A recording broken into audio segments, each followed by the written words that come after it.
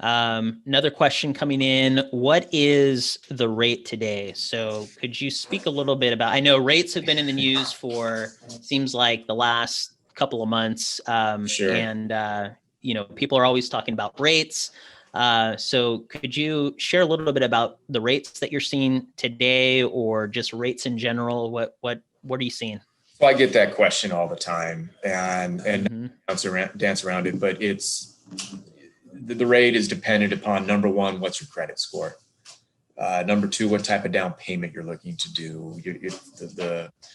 The more you're putting down, typically you're going to get a better rate on that too. Higher credit score, you're going to get a better rate. And then also, what type of loan program are you looking at? Say a government insured loan as an FHA, USDA, or VA, or a conventional loan.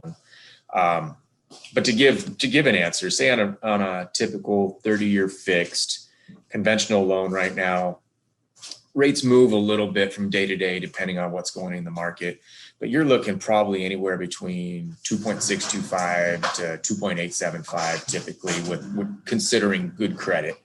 Now, if you have lower credit scores, on a conventional loans are very FICO score driven. So you're going to take a much bigger hit to the interest rate with the lower FICO score on a conventional loan than you say are an FHA. And that goes back to how we're going to tailor fit what best fits you and your situation, where maybe an FHA loan would be a better situation with a lower credit score. Say a lower credit score on an FHA, you're still looking, low threes right now all day long, which is crazy to say, but I'm doing this enough to where rates are at all-time lows and right now, and who knows how long they're going to be here. But strongly suggest to take advantage of them while they are.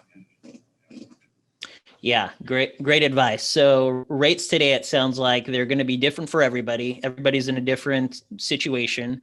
So there's a lot of variables that you're looking at. It sounds like in general, you're seeing high twos, low threes.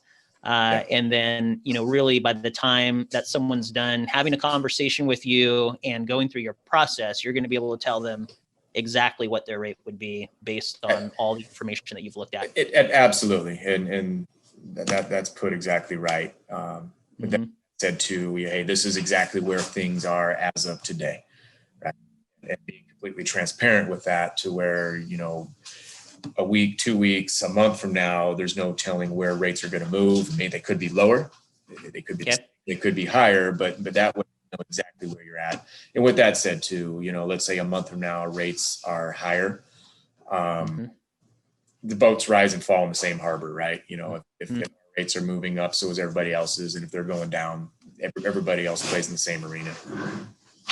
Got it. Okay. And so, you mentioned that sense. So things change, no one knows if they're going to stay the same, go up or come down, but right now that's kind of where they're at. And so how is that historically? So think about 5 years ago or 15 years ago when you started, where were you seeing rates then? Could you help people understand kind of when I first got in the business, I mean, just a going 30-year fixed loan was, probably averaging around 6.5%, and them, go down over the years.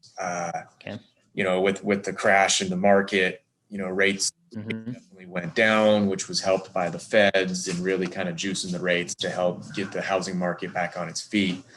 But historically, I mean, I've been doing this for a little while, and I've talked to colleagues that have been doing this twice as long as I have. Nobody's seen rates as low as they are right now. This is as low as fixed rates have ever been.